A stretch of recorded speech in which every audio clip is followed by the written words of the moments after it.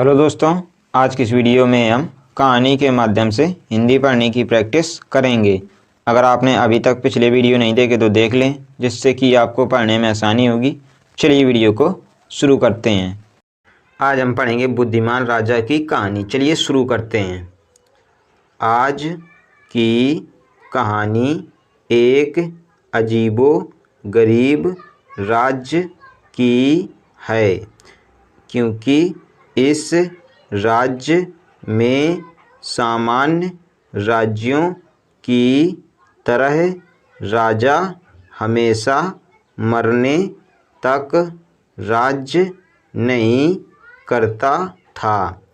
इस राज्य में हर 5 साल में राजा बदल दिया जाता था और उसे एक खतरनाक जंगली जानवरों से भरे भयानक अनजान जंगल में छोड़ दिया जाता था। ये अनजान जंगल इतना घना और जंगली जानवरों से भरा हुआ था कि उसमें जाने वाला कोई भी व्यक्ति कभी जिंदा लौटकर नहीं आता था।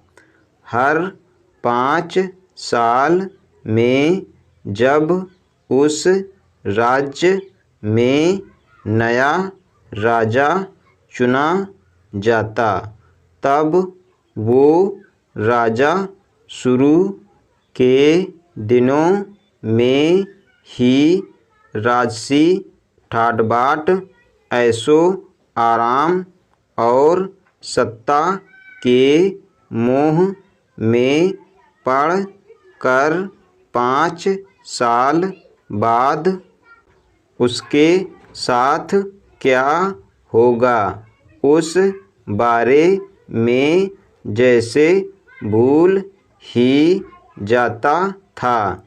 जैसे जैसे समय बीतता वैसे वैसे उनको मौत का डर सताने लगता और डर की वजह से वो सोचने समझने की शक्ति गवा बैठते और उनके साथ भी वही होता जो उनसे पहले के राजाओं के साथ हुआ था।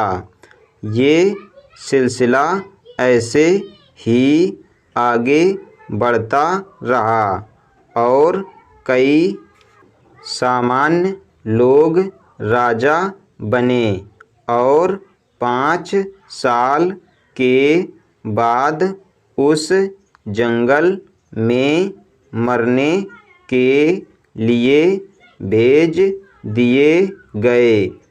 अब एक बुद्धिशाली नौजवान को राजा बनने का मौका मिला। इस नए राजा ने बाकी राजाओं की तरह मौज शौक में समय नहीं खराब किया।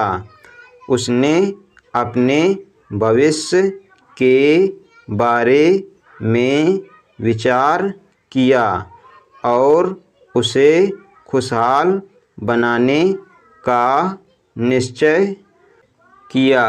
राजा ने अपने सैनिकों को उस भयानक जंगल के बारे में पता करने के लिए बोला। जल्दी ही सैनिकों ने उस जंगल के बारे में पता लगा लिया और राजा को कड़ी सुरक्षा के साथ उस जंगल को दिखाया गया।